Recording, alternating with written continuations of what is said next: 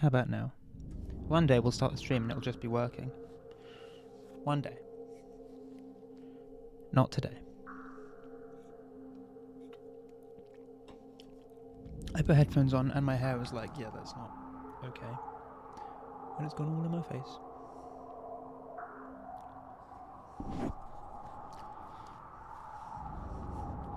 But whatever. It's fine. Hello, everybody. How's everyone doing? Hit the Mr. Fox. Chef 𝗕◺𝗺? 𝗕◺𝗺? I don't know how you say that. Welcome to the stream. It is Half-Life 2's 20th anniversary. Half-Life 2 was released 20 years ago today. Half-Life 2 is 3 years younger than me. I was released 23 years ago, 2 months ago. Released. Of course, being the right word there. And Valve, as expected, released a big anniversary update for Half-Life 2. As well as a documentary and a bunch of E3 archives, the archive from E3 2003, other stuff. We got a bunch of clips and stuff.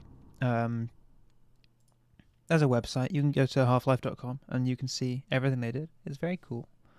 But more importantly, for today at least, they released a developer commentary for Half-Life 2.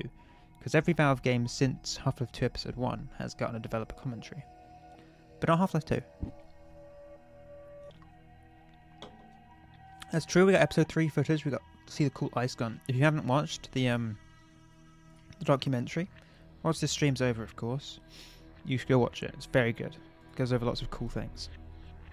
Most importantly for today though, the developer commentary, that's what we're going to be looking at right now. That's what we want to go and have a look at.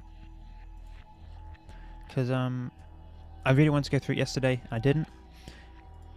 I was like, no, we'll wait for the stream. This is both anniversary stream and also doubles as my test stream for the Jingle Jam, which is in less than 2 weeks. Which, if you haven't been here before, the Jingle Jam is a big charity event. It's very exciting. I'll announce more close to the thing. Last year we raised over £1,000 for charity. See if we can beat that this year. I don't know what this is. Fruit blend, apple and raspberry J2O. Not sponsored, but you know, if they want to sponsor me, I wouldn't say no.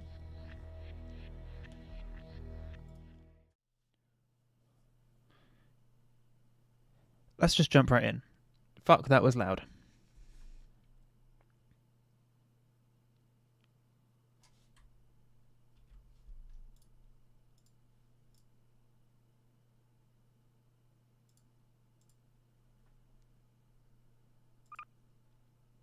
Hopefully you should have the audio coming through, and hopefully, if OBS decides, you'll have video coming through as well. Launching the console did something weird there.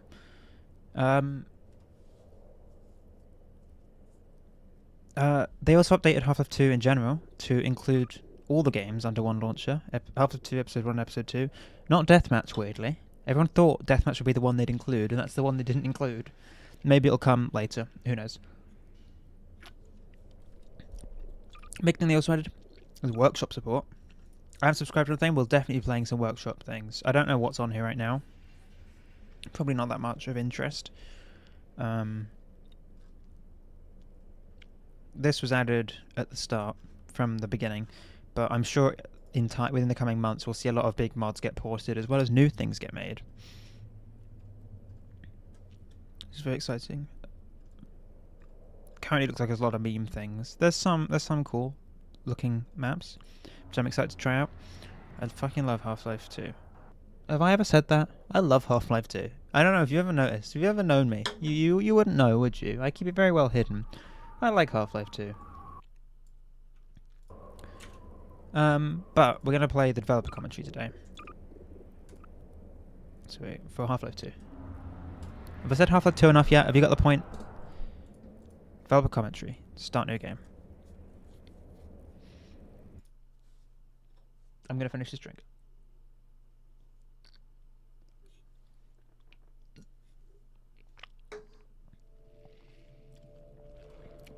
That all depends on whether you have something important to do tomorrow.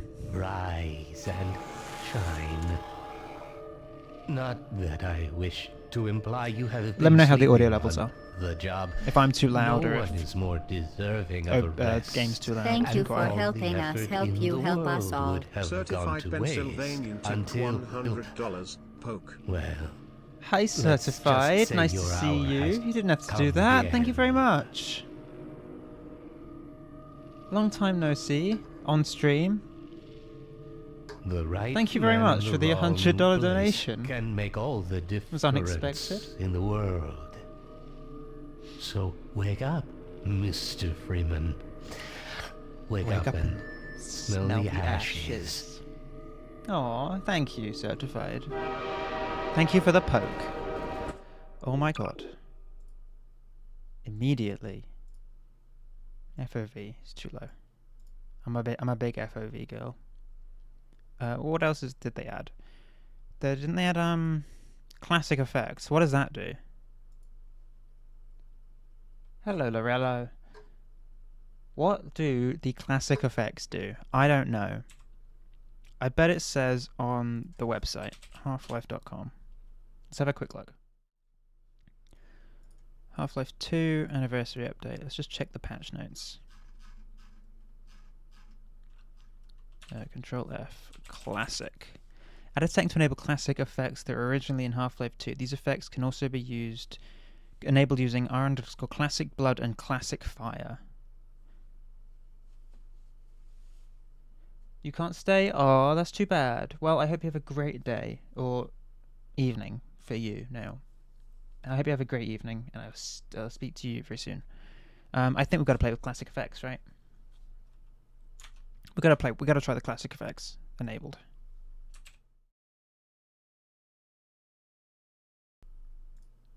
I forgot which button did what. Didn't mean to press that one. I think it's this one. This one. It's that one. Forgot my bindings. So I've enabled classic effects. Let's see the classic fire and stuff.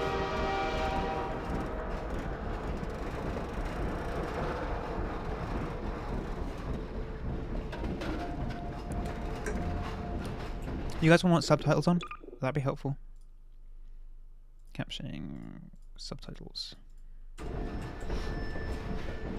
didn't see you get on.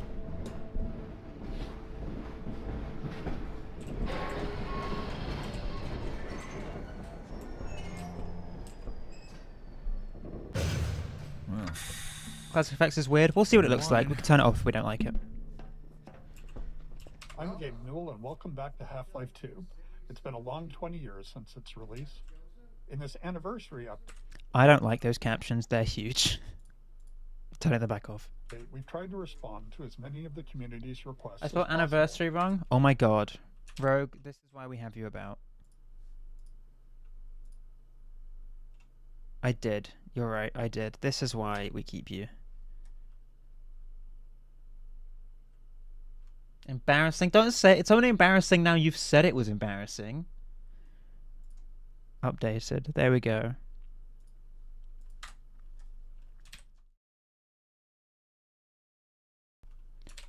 a commentary mode, so we're excited to finally Wrong make button that again. happen. Not only was it a challenge to remember many of It the is embarrassing. details Don't of Half-Life side with him, 2's Mr. development, Fox. but it's not easy to crack open decades-old computer code and wonder what the hell you were thinking way back then. Along with the dev commentary, we've cleaned up a bunch of old bugs and tried to leave things in a better shape than we found them. And at least this time, we have the luxury of knowing how things turned out in the end. To listen to a commentary node, put your crosshair over the floating commentary symbol and press your use key. To stop a commentary node, put your crosshair over the rotating node and press the use key again. And please let me know what you think. You can reach me at gaben@valvesoftware.com. Thanks, and have fun. Thanks, Gabe. I don't know how that was recorded on a webcam mic, but you know, I guess it was. This scanner's gotten stuck in the door. Hey, buddy. You have chosen or How? been chosen Physics objects. That's it. That's the commentary. It's just someone saying physics objects, incredibly scared. Physics objects.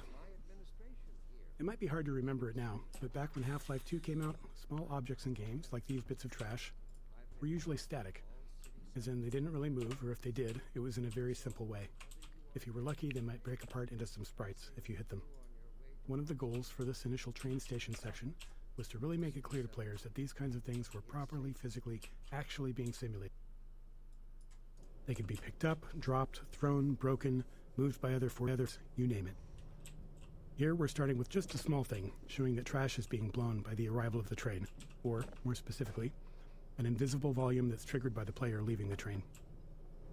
I'm going to try not to speak through the developer notes, so everyone else can... So you all can hear it as well. Let me know if the volume's okay. Train station. The beginning of a Half-Life game has a big job to do. We have to introduce players to a new world while teaching them how to interact with it. Players need to quickly grasp what's happening, who the key players are, what threats they face, and how they fit into it all. Above all else, it has to be as fun and interactive as possible. Nailing this takes a lot of iteration and playtesting, especially on the small moments that make up a bigger picture of the game. In this section, we'll highlight some key moments, game design problems, and a few playtests where things didn't quite go as planned. Can I just say, there are 14 nodes in this map, this first map. Jesus Christ, that's a lot. It's safer here. Metro cop shoving citizens. We've only walked a few feet and we're already got problems to solve. We're introducing the Metro Cop, an enemy that eventually we're going to ask players to kill, and giving you a glimpse of the world they're stepping into. It's a simple, clear moment that shows the relationships between the Metro Cops and citizens, and by extension, the player.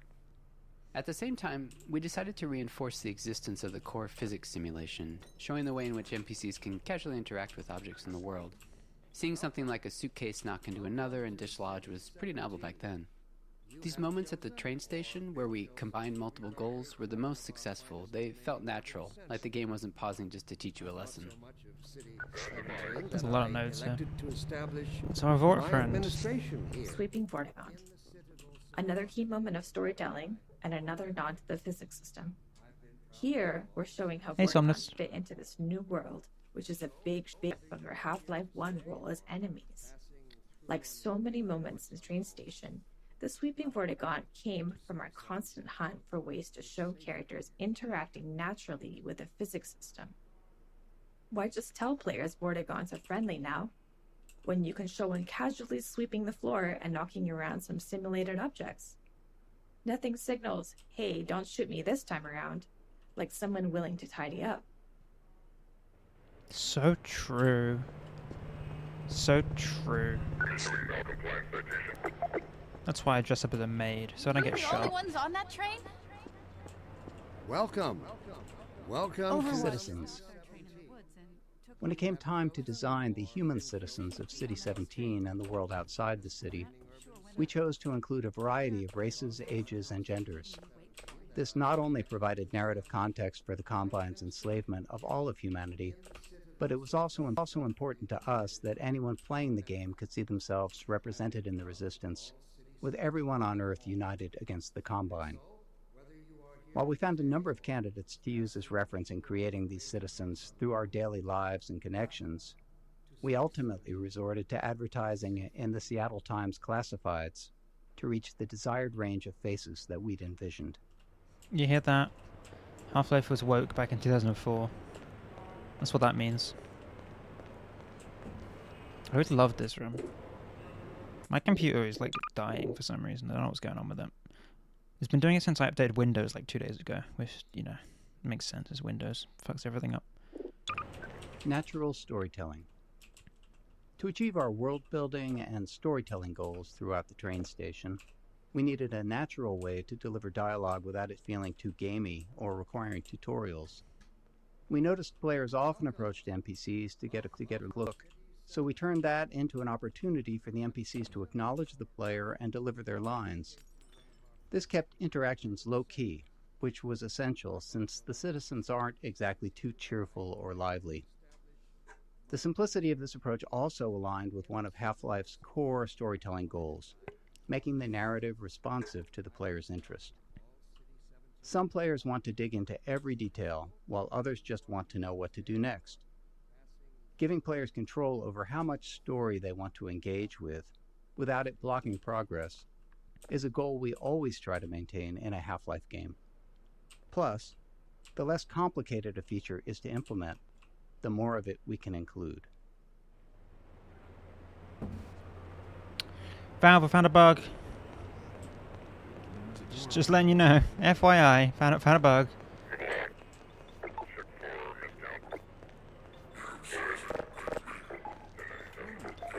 Early tech planning. Shipping a game always teaches us a lot. We finally get to I don't find know out what which happened there. choices we made were good ones, and which were ones we should do differently next time. So after Half-Life 1, when we sat down to start thinking about what kind of sequel we could build, we had all kinds of player feedback to digest. From it, we tried to build a master list of things that Half-Life 2 was going to focus on. We didn't try to design a specific player experience. Instead, we found it more useful to approach the question from a technological standpoint. Black Mesa's security guards and scientists had worked well. What could we do if we pushed it really, really hard on characters? We liked our interactive storytelling. What could we build that would allow us to do even more of it, and a greater variety? The exploration and interaction with the Black Mesa was compelling to players. Maybe a physics system would allow us to take that further. In all these areas, we tried to imagine the best version of it could look like years in the future, and back solve from that a set of technological steps that might get us there. I don't know if it's coming across on stream. My computer keeps like stuttering, and I'm not sure what's going on. There's a lot of nodes. I'm sure not every level has so many nodes. Jesus. Storytelling.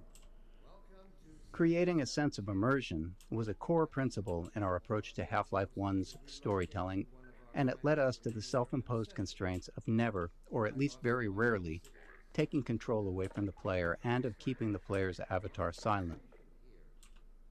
These limitations made storytelling more challenging at times, but we felt it was important to stay with them for Half-Life 2. Our hope was that by maintaining these principles, we'd push ourselves to explore deeper, more interactive storytelling. To City 17. It's safer here.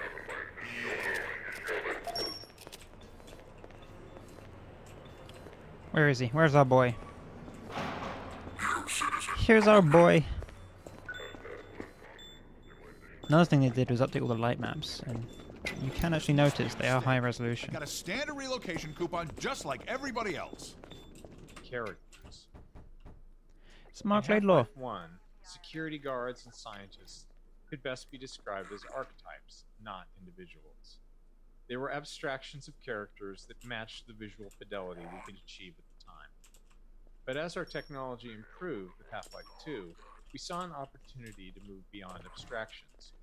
The increased visual fidelity of the character models, combined with improvements in animation, made us believe we could focus on creating individual characters, people you would actually care about.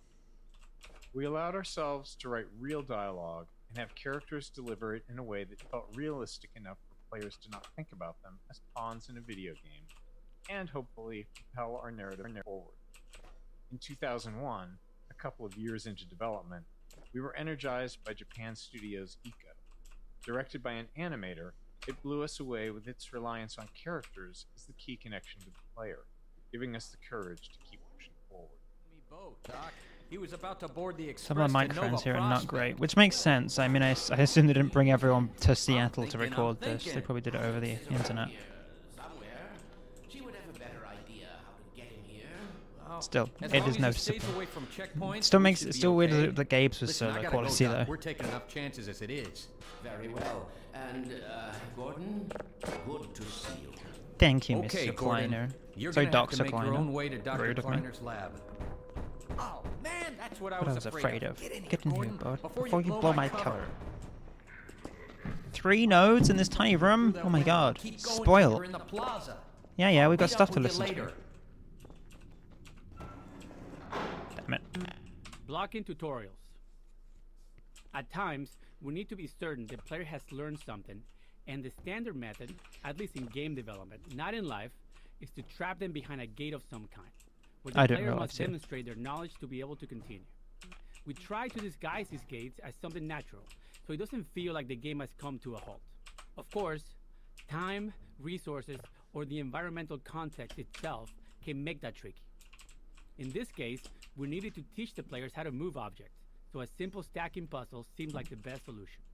We tested more complex designs, but they ended up being less effective at teaching the actual thing we needed the player to learn. Blocking tutorials 2. There are 2 failures Robin of note Walker. in this tutorial.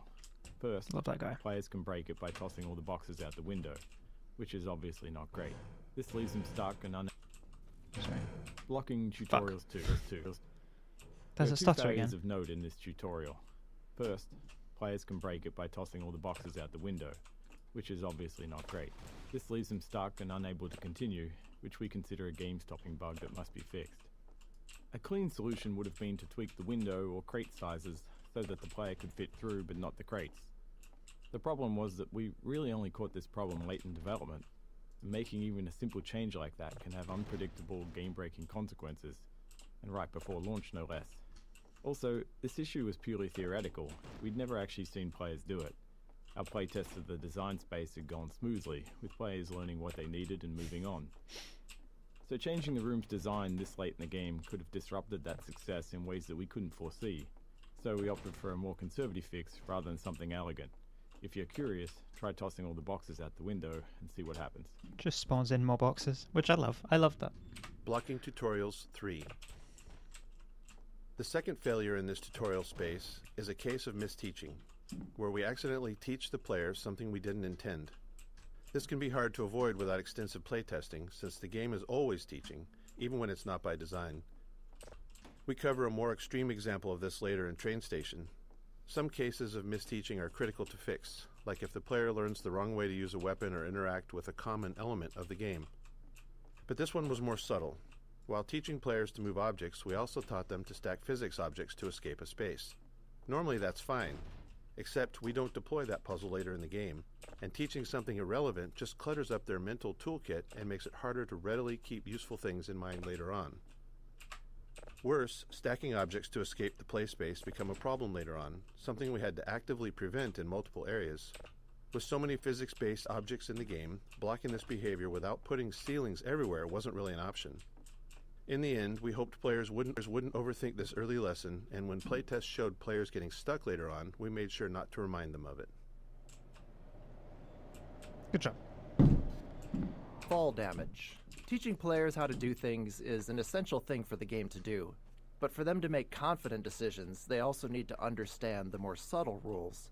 This small moment covers 2 of those. First, it shows how far the player can fall without taking damage. Second, it introduces a bit of the game's vocabulary, how the game will communicate with them.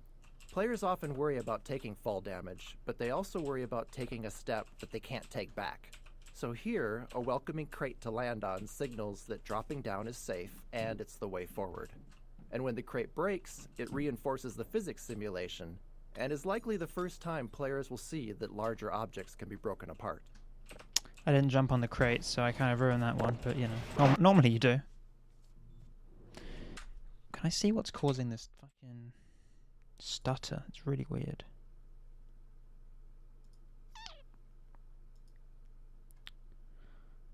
I guess not. Got nothing open that would be causing it. So I guess it's just a bit odd. If it keeps up, I'll have to do something about it.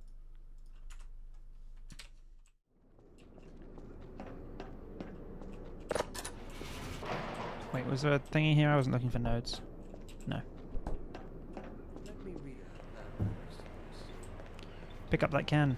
Pick up that can. Yeah, that's what I said. Contextualizing tutorials, creating a story scenario in which they happen, lets us do more than just stop the game to teach players something.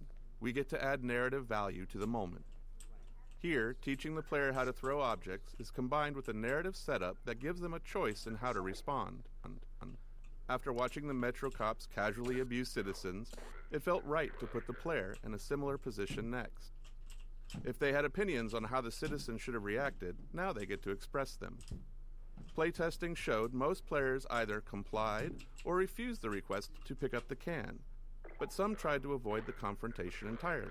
Others would comply initially, then retaliate after feeling humiliated. By keeping the moment relatively constrained in both terms of player actions and the space itself, we could generally react appropriately to whatever choice they made.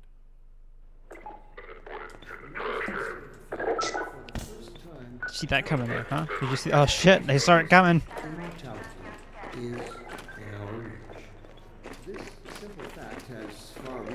You coming to get me? You coming to get me?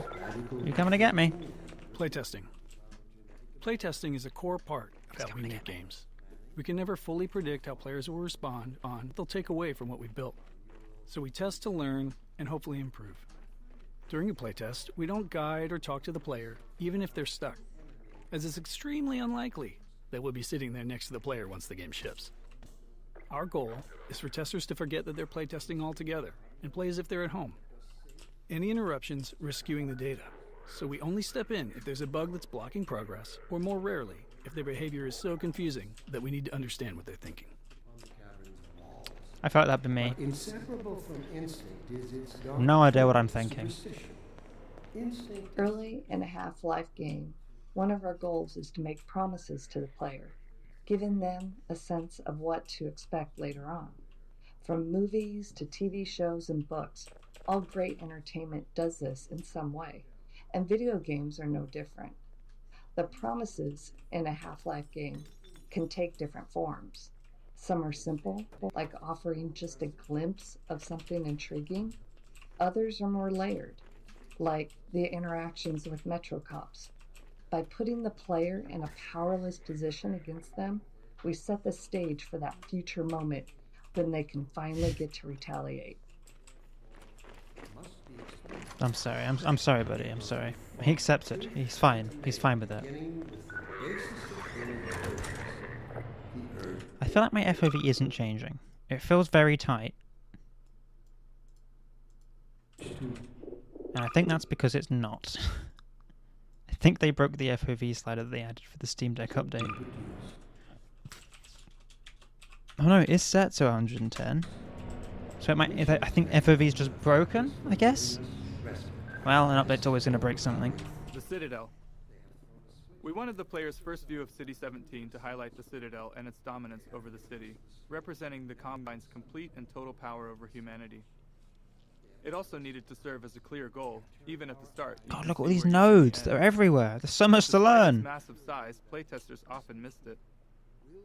A player's sense of depth and scale can be tricky on a computer monitor. If you've played any games in VR, you'll likely have noticed that scale feels more natural. Anyway, in this case, the Citadel's position above the player didn't help things either, which may be because FPS games train players to focus straight ahead or down at their feet. To improve the chances of players taking in the Citadel, we added birds flying towards the structure. A subtle trick we found helps guide the player's view. Cool. Exploration. After being herded through the train station by 𝗕𝗃𝗃, we wanted to give the player a chance to explore. This plaza offered several ways to interact with citizens, 𝗕𝗃𝗃, scanners, and the city infrastructure.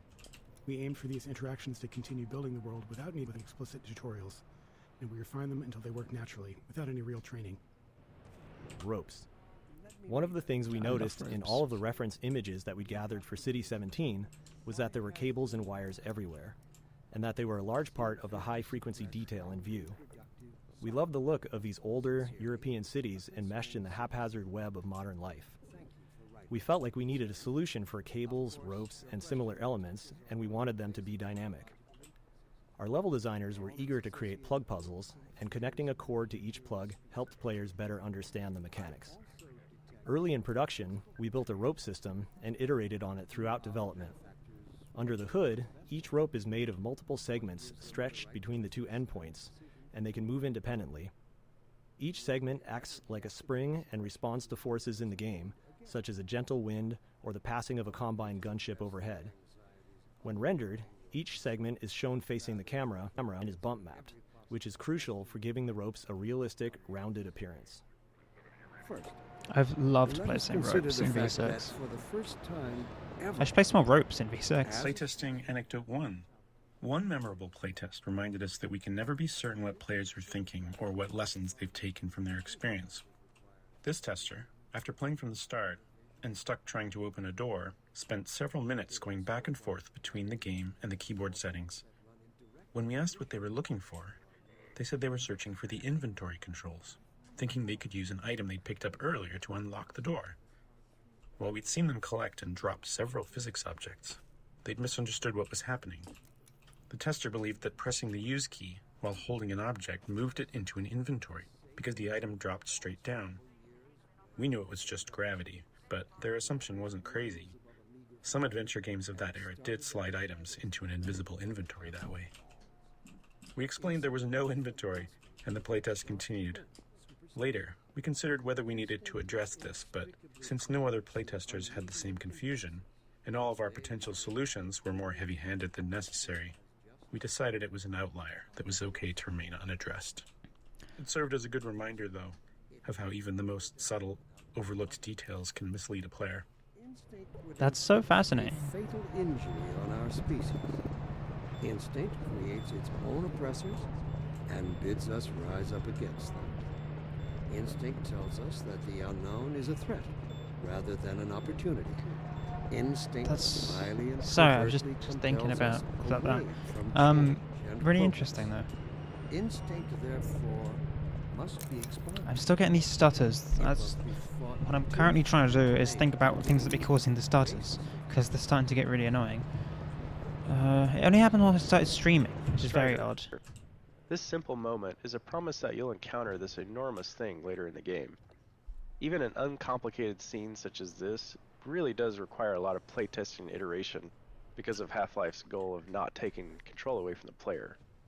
As you can imagine, it takes a lot of small tweaks to ensure that as many players as possible are looking at the right place at the right time here. The street layout and the 𝗕ℎRO scene are all set to guide the player's gaze, perfectly framing the Strider when it appears. Early game exploration. Up until this plaza, the player likely hasn't had to think much about their path, as it's been clear and straightforward. But here, we wanted to encourage exploration, which meant making the way forward less obvious, which can produce a feeling of being lost or, worse, confused, as you might expect. These kinds of shifts can be tough, especially early in the game, when the player is still learning the game's guidance cues. Here, it's further complicated by force-fielded checkpoints, which allow NPC citizens to move through, but restrict the player, leading many playtesters to believe that there was a way to bypass them. Ultimately, it was extensive testing that helped us find the right visibility for the alley forward, using lighting, layout, and a wooden crate, an object players have already used as a sign they're headed in the right direction, all to subtly guide them forward. You know, I've just realised. I was like, something is different about Half-Life 2 right now, and I can't quite pinpoint what it is. It's the detail sprites. They fixed the detail sprites, and they're all like here in all the grassy and dirt areas, and that's why the area feels more full than it has done for so many years. Oh, hi Midnight, how you doing? Welcome to the stream. It has been a long time. I hope you're doing well. Closed captions. During Half-Life 2 development, we were approached by folks interested in accessibility who encouraged us to go beyond the subtitle system we had built for Half-Life 1. They requested a full-featured closed captioning system to capture all game sounds, not just dialogue. This turned out to be a much tougher challenge than expected. Half-Life 2 produced a wide variety of sounds, and categorizing them for captions was crucial. Prioritization was also key. Dialogue needed to stand out, and it had to be clear who was speaking. Ambient sounds, like distant combat, were important for setting the mood in some levels, but less so if there was an enemy shooting nearby.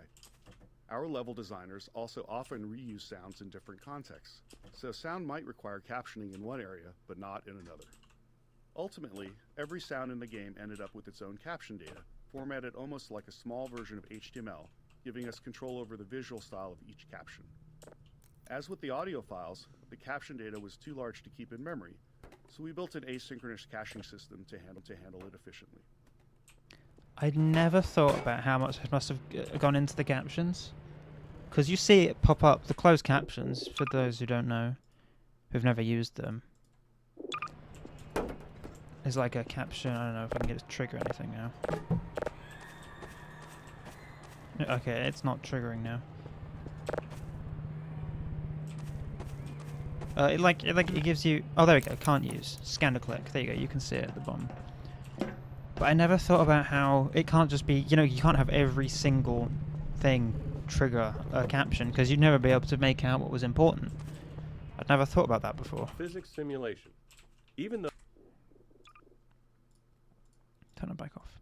Though we began Half-Life 2 with a functional third-party physics simulation, it still took us years of additional work both on the simulation itself and its integration into the game until we felt like we could meet our designer's ambitions.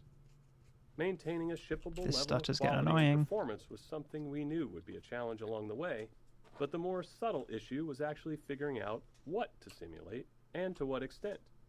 We can't simulate everything, and even if we could, there are game design reasons why the experience is better when we don't.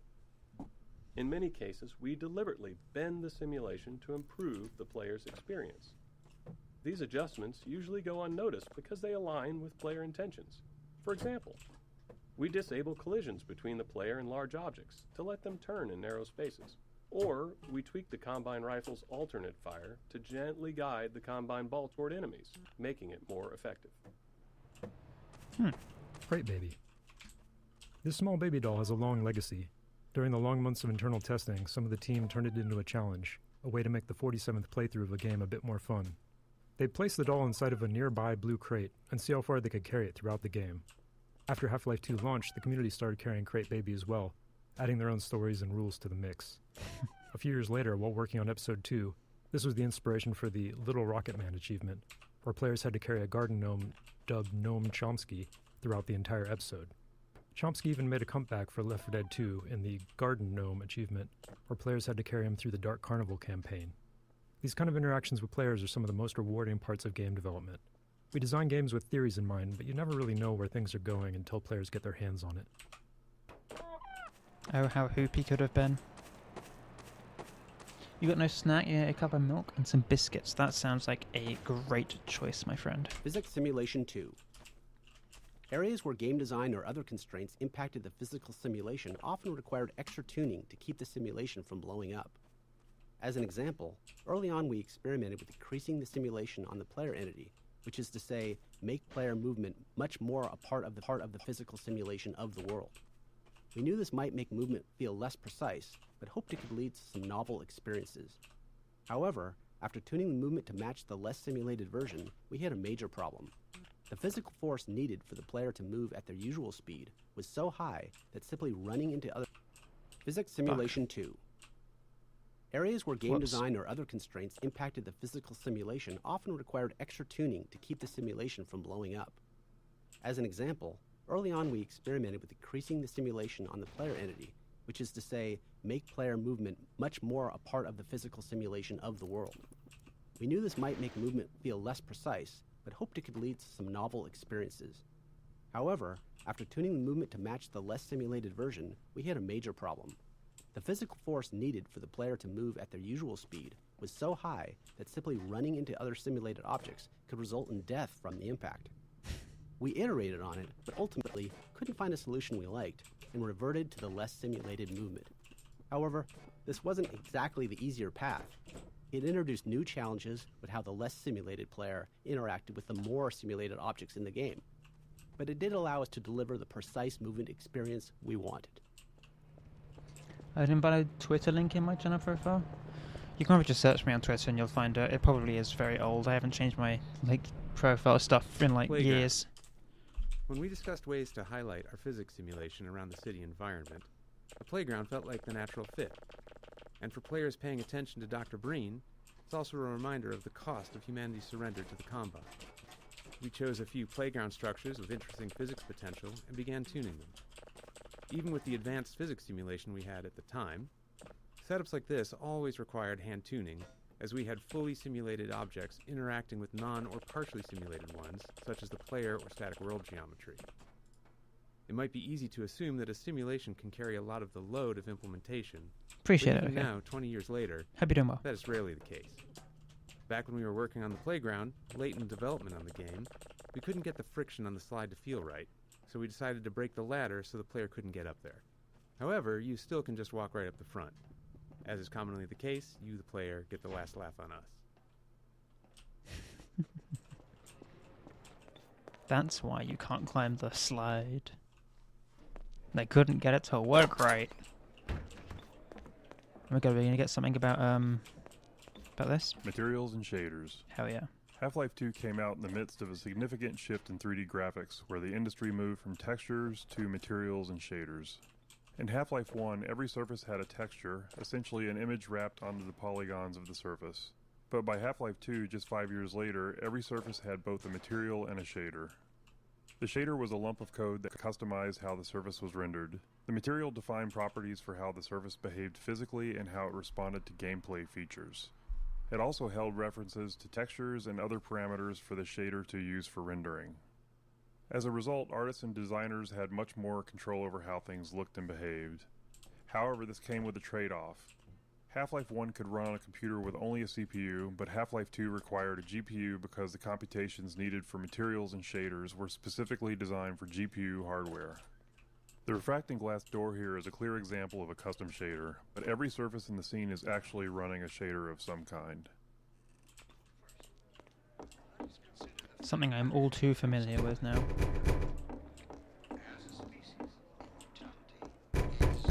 Within our reach. Field of view. In Half-Life 1, we used a 90-degree field of view, or FOV, which was fairly standard for first-person shooters at the time. But during Half-Life 2's development, we grew unhappy with it. With our game's focus on characters, we'd put extensive effort into detailed facial and body animations. But the 90-degree FOV just didn't allow players to get close enough to fully appreciate that detail. So we began experimenting with a tighter FOV, and ultimately landed on 75 degrees. It took some adjustment for both us and players, and it required an additional FOV for view models, which are the player's weapon, held at the bottom of the screen. Their models were originally built with 90 degrees in mind, so they looked distorted at 75.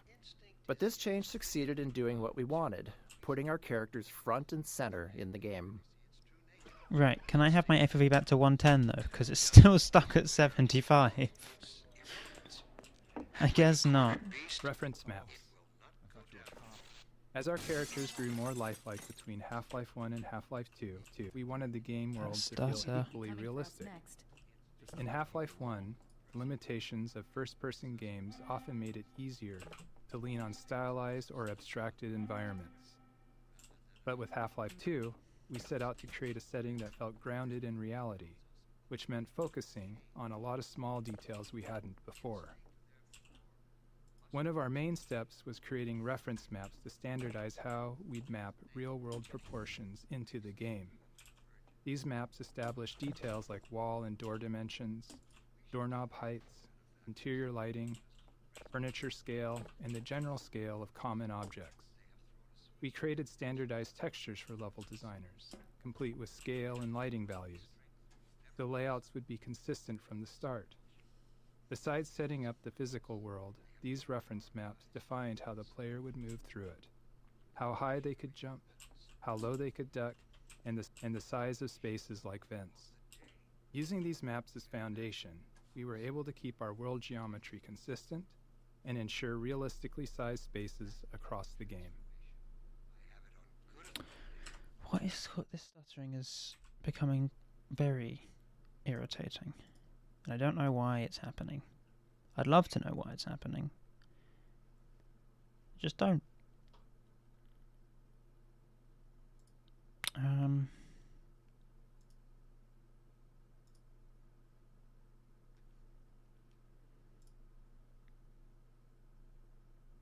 don't know.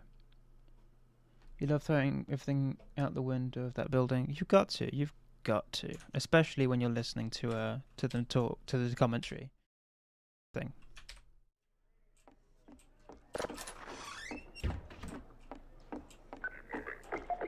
I can't take it anymore. Missing material. Early on in developing our low-level graphics code, we realized it would be difficult to spot polygons that weren't rendering due to a missing texture.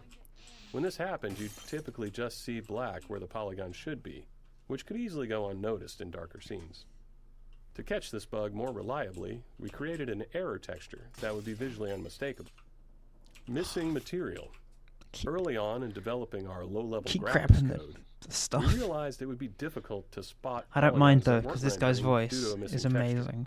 When this happened, you'd typically just see black where the polygon should be, which could easily go unnoticed in darker scenes.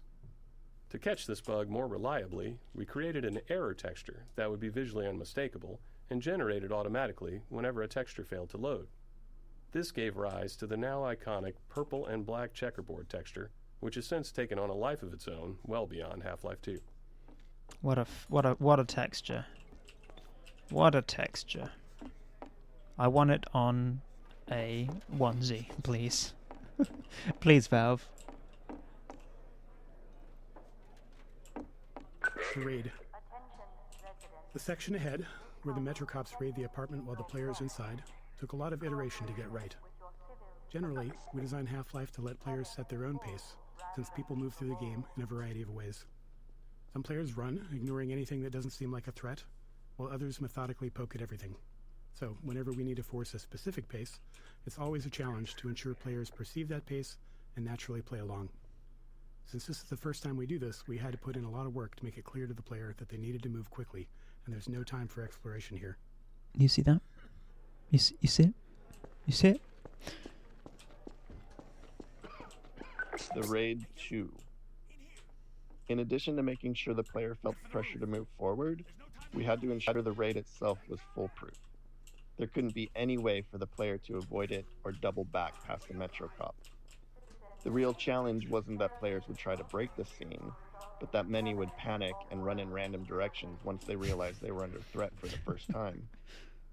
This moment requires a delicate balance. We wanted a heart-pounding escape, the sense of real danger, but we wanted players to make it through on their first try and feel like they escaped by the skin of their teeth.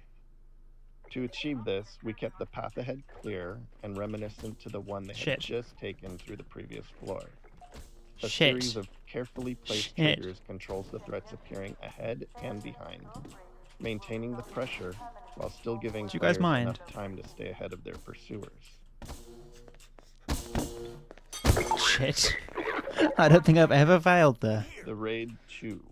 Oh, I've got to listen to it again In now. addition to making sure the player felt the pressure to move forward, we had to ensure the raid itself was This stuttering is becoming a problem. Any way for the player to avoid it or double back. Maybe I should have updated. OBS had an update and I skipped it. Maybe that was a mistake. That players would try to break the scene, but that many would panic. This loading screen, stop it, yeah. These are all my favourite areas. The volumetrics. The fake volumetrics, of course. Health and no HUD. The rooftop chase sequence posed a unique design challenge. We didn't want it to be a true gameplay obstacle, and our best case was for players to make it through on their first try. But we still wanted to create the sense of real danger, where players felt legitimately threatened if they didn't keep moving. The challenge was that without the HEV suit, players don't technically have a heads-up display or HUD, which means no way to show damage or remaining health. After some experimenting, we created a special health system for this section, using a red glow around the screen to indicate damage. Players reacted as we hoped, taking it as a sign to keep moving, and the chase unfolded as intended.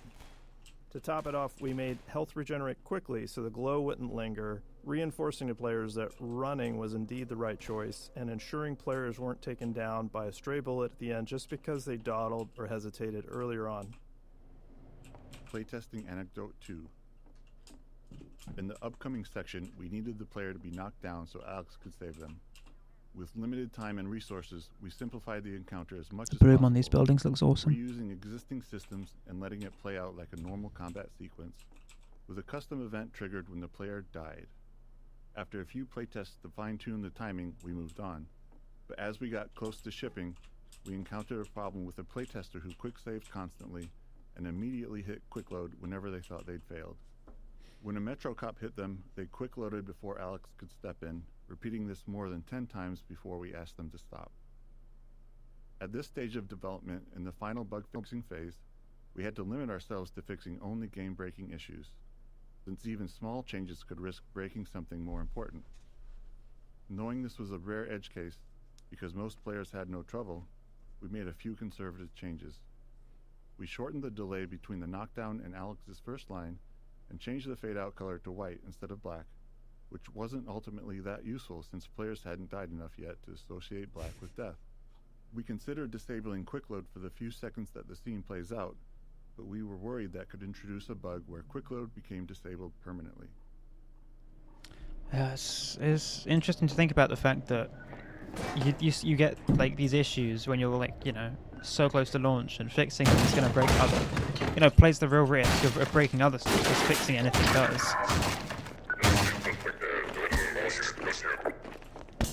Over here!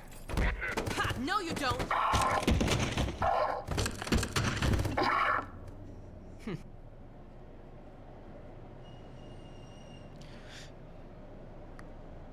Dr. Freeman, I presume. I better hurry. The Combine can be slow to wake, but once they're up, you don't want to get in their way. Oh my god, I've got my FOV back!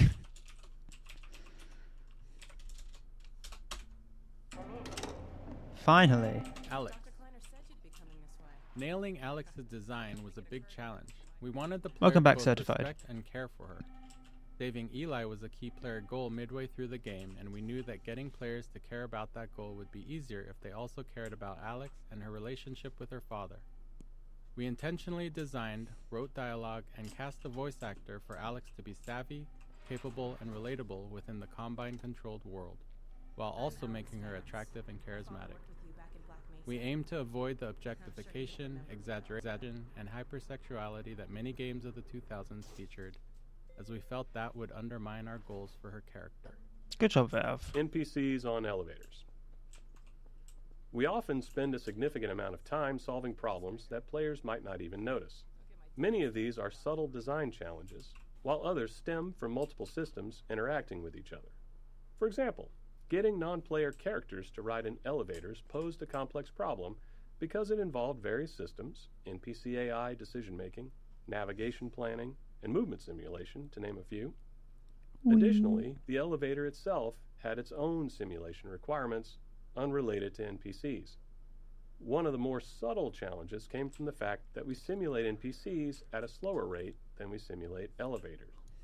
This meant that NPCs on a descending elevator would simulate to make sure they were properly standing on the elevator, and then the elevator would simulate a few times, each time moving further down the elevator shaft, subtly leaving the NPC behind. Shortly after that, the NPC would simulate a second time and pop itself down on the elevator floor once again. You can imagine that it was hard to take Alex seriously when she was constantly falling down in small increments while talking to you. That's something we have happen on purpose with elevators. Interactive storytelling. When we started on Half-Life 2, storytelling in games was generally either high fidelity and linear or low fidelity and interactive. We knew players had seen high-quality storytelling in games, but they'd never been placed right in the middle of it, able to watch it unfold around them, interact with it, and examine any part closely. While that goal excited us, we didn't yet know how it would work or what kind of technology we'd need to make it happen. Not gonna fit. We had built a variety of storytelling technology in Half-Life 1, but it was mostly presented in front of the player and lacked the interactivity and fidelity we were aiming for. So Kleiner's lab became the section of the game we used as a testbed to figure out how our interactive storytelling would actually function. God damn it. I wanted... Oh shit. Come on. Sorry. Funny, you showing up on this day in particular.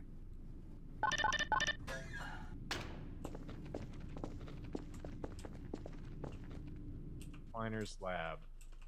15 nodes, Kleiner's Jesus. lab was the first piece of storytelling we worked on, and the one that took the longest to figure out. In addition to its role in launching the player into the game, it eventually became the unifying vision for the development team in terms of storytelling. As we began building our characters and narrative delivery around the player, many questions arose, all of which felt like major risks for the game. Would players be able to extract the important information from the scene? Could we get them to care about these characters? How would we support players with varying levels of investment in the story? How costly would it be to produce a scene like this? And how many more would we need? These and many more were questions we couldn't answer until we built enough of the scene and tested it with a lot of playtesters. Frustratingly, unlike many other problems we face, These weren't questions we could confidently answer until we had done significant work. We can often test gameplay ideas with low-fidelity prototypes, but if a player isn't invested in our storytelling when the characters are just gray blocks, how confident can we be that they'll care once the characters are fully realized? Choreography. The system we built and iterated on to deliver Half-Life 2's storytelling was internally called choreo, short for choreography. Early on, we found it useful to imagine we were writing a play where one of the actors didn't know the script. We needed a system that could control all the other actors, moving them around the stage, delivering their performances and speaking their lines. To handle this, the other actors would need to seamlessly mix our directorial commands with dynamic responses to the player's position and behavior. Timing was clearly going to be a major challenge, as any part of the scene might need to lengthen, contract, or even pause, depending on what the player was doing. You're really pausing right now. As I stand here. FacePoser. The primary tool we built to power the choreo system was called FacePoser, an inaccurately named program that allowed our animators to lay out the entire structure of our scenes along a timeline. The timeline contained a series of choreo commands for the actors, along with all the necessary information for them to perform those commands. By layering these commands on the timeline, animators could easily describe how an actor might need to face one thing while talking towards another and walk to a different location, all at the same time. But the timeline wasn't a fixed linear sequence. Actors would follow their commands, but they had to respond dynamically to the world around them. An actor might take longer to move to a location if the player is in the way, or they might need to wait to deliver a line because another actor has been delayed by the player. FacePoser allowed us to rapidly iterate on scenes, trying different layouts, dialogue deliveries, and timings. This ability to quickly experiment and adjust proved critical in finding the right performances to achieve our character and narrative goals. The snows are everywhere. I feel like I should be talking more, but I don't want to interrupt anything. Lamar! We're just gonna keep going with them. Choreo commands. This debug visualization shows the two most common choreo commands actors receive throughout a scene, internally known as look-ats and move-tos. Actors are given targets to look at, sometimes more than one at a time, and then try to focus on the one that makes the most sense given their current state. At the same time, they might be receiving move-to commands, which tell them to move to a location and face a specific direction or object. Even these seemingly simple commands involved a lot of complexity. A scene might require an actor to talk while typing on a keyboard, all while looking at an object the player is holding. Since we couldn't predict where the player would be during playback, authoring scenes like this required us to break each element of the scene into separate pieces and layers. These could then be reassembled as needed during playback, based on the player's actions and interrupted if necessary. That's right, Barney. This is That's really cool. We'll inaugurate the new While they're teleport talking, I'll with a keep going double through the other ones. transmission. Delivery. It took a lot of iteration and playtesting to strike the right balance of information and emotional connection in our major choreo scenes. Each scene had a lot of information we needed to convey to the player, but we couldn't just have characters spouting exposition. Players would start thinking of them more as signposts than as people. We needed to take the time to let the characters interact with each other, allowing the player to observe the relationships. At the same time, we had to expand upon the world, giving the player a sense of everything that had happened while they were gone. All this had to be done carefully, without taking too long. We wanted the game to work for players who were less invested in the narrative. Animation became a powerful tool in communicating the emotional connections between characters, often conveying the depth of a moment quickly without overstating it. Humor was another commonly used tool, helping to puncture a setup and disarm the player when things got a bit too heavy. For me. Here, my pet. Hop up. Writing. In the Half-Life 1 era, player goals in FPS games were still largely about fighting and defeating an obviously evil enemy. It was hard to get players to care about characters when they were as low fidelity as they were in Half-Life 1.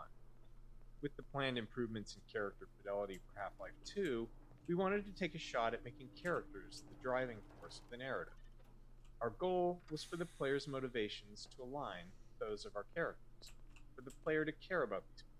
their hopes and fears, and to want them to succeed. With this in mind, we were able to assemble our approach to character and dialogue. We would create a set of characters who liked and cared about each other, hoping that the player would feel the same.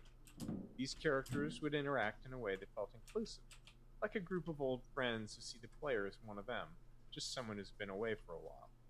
If the characters demonstrated realistic emotional connections with each other, we believed we could build an emotional connection with the player as well. Voice actors. To create more responsive and multidimensional characters in Half-Life 2, we needed to evolve our approach to working with voice actors. While running through a script with a modicum of direction was sufficient for much of the NPC dialogue for Half-Life 1, for Half-Life 2 we decided to give the actors more of an opportunity to be involved in helping to define the characters and bring them to life.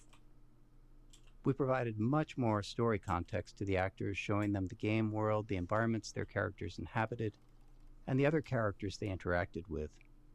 We sought actors who could take all that information and synthesize it into their performances to elevate their characters beyond what we had imagined. We held multiple sessions with the main actors, allowing them to digest and build upon their characters over time.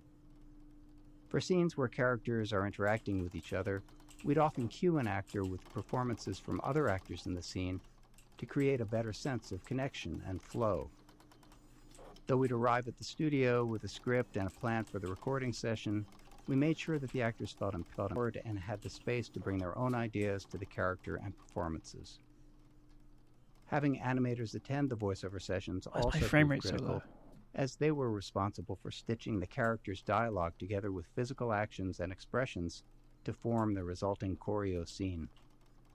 Often, animators found that their plans for how a scene would play out evolved quite a bit after working with the voice actor.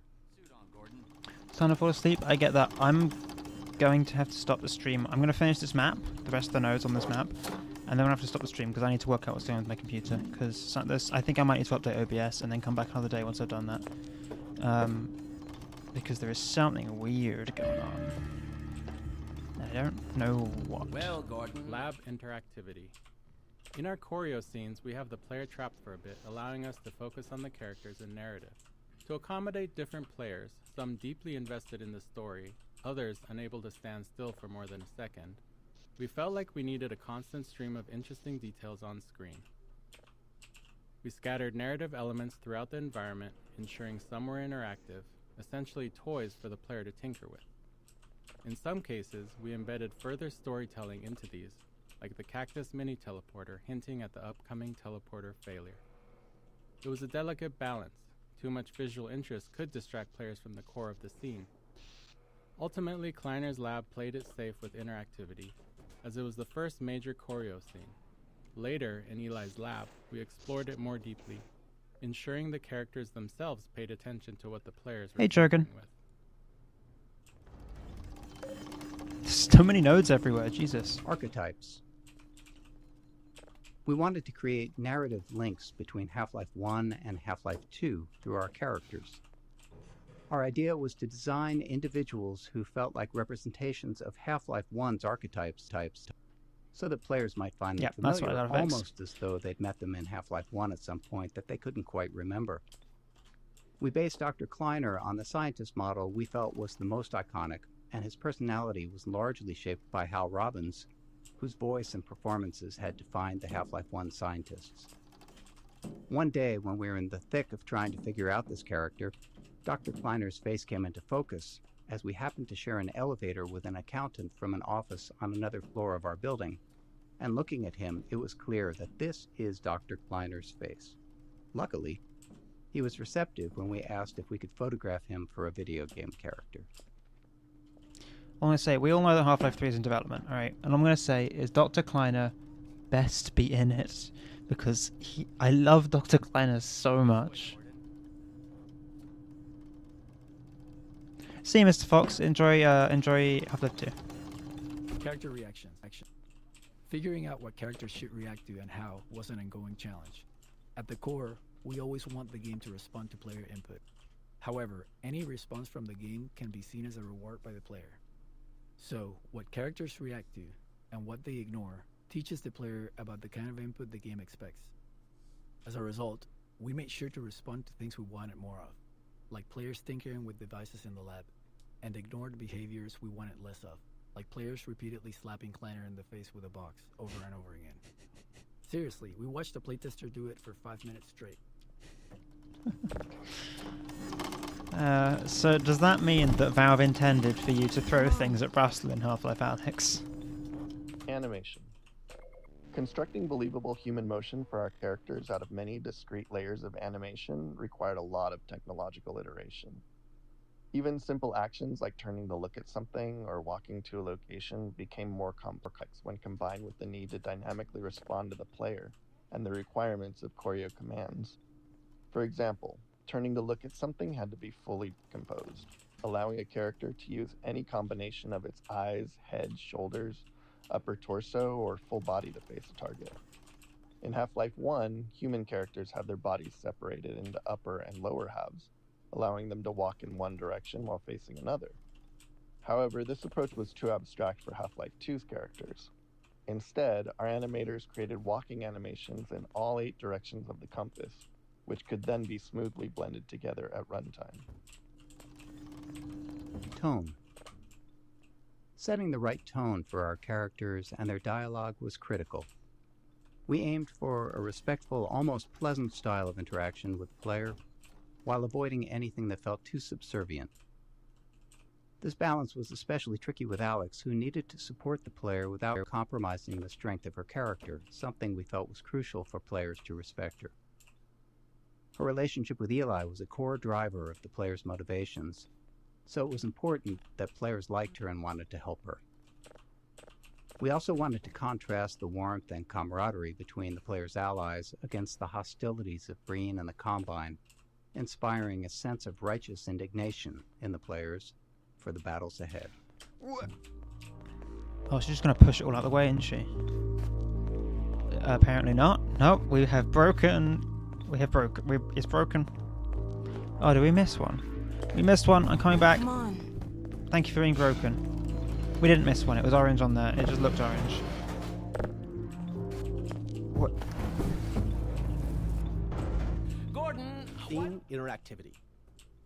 At certain points in our choreo scenes, we require the player to take action. Beyond simply giving them something to do and keeping them engaged, these moments served a few key purposes. First, they allowed the player to catch up, even if they'd been distracted by something else in the environment. The scene could safely pause until the player completed the task, ensuring they were back and paying attention. At the same time, it let us position the player where we needed them, which was useful for framing the scene and making sure they saw something important. In some cases, we got double value out of these moments by using them to train the player. Here, they're learning to interact with plugs and sockets, a skill they'll need for puzzles later in the game. Monitors. We use monitors a lot for storytelling in Half-Life 2 in the episodes, so much so that we even make fun of ourselves for it. The problem is they're just too damn useful. They're fantastic for expanding the world by showing events happening elsewhere, and they provide an easy way to have characters talk without needing to explain how they all got to the player's location. Anyone who's ever written any kind of story, especially one with an ensemble cast, understands the unique frustration of trying to create natural reasons for all of your characters to come together in the same place. In this case, we were really happy with how the monitor allowed Alex to teleport away and then quickly appear in Eli's lab, making everything feel real and connected. Very good. Alex's kiss. It's a small moment, but Alex's kiss on Eli's cheek was important.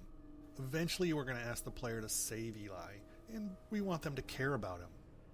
To build that emotional connection, we needed to show the warmth and affection between Alex and Eli. We didn't want to oversell it with dialogue or make it too big of an event. It had to feel genuine, not performative. And we were able to iterate on the subtleties of this moment until it struck just the right note. My relief is almost palpable. Fantastic work. Well, I'm taking this with take me. all the credit. Dr. I might need a new one, an seeing as able the assistant. computer is doesn't having right now. Right you are. Speak to you again In a few moments. Good job, Gordon. Throwing that Fucking hell. switch and all. I can see your MIT education really, Really pays for itself. All right, Barney. Your turn. Gee, thanks. Gordon, as soon as you're in position, We'll send you to Eli's. Not a moment too soon. Me and my monitor. Off we go. Fuck, I've died. In 3. Honey, you showing up on... Fuck. Okay, we've seen other nodes, so I don't think I know what's causing the issue, so I'm gonna have to like restart OBS and update it and stuff, which is a huge pain. But you know, the stuttering is really annoying. I have no idea what's causing it.